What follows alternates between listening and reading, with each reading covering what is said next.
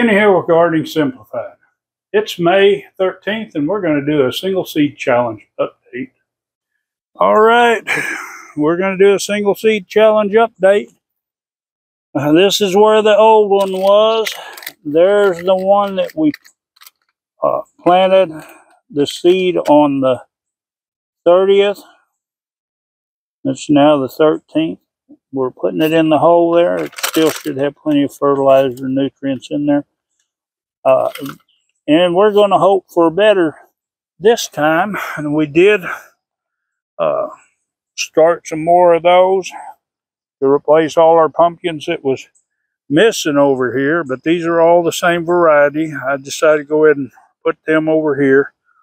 Let them all go crazy. But here we go. Second time, maybe that's a charm. We'll see.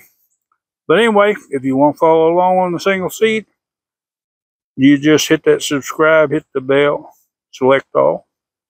In the single seed challenge, if you want to know more about it, you can hit that playlist at the end.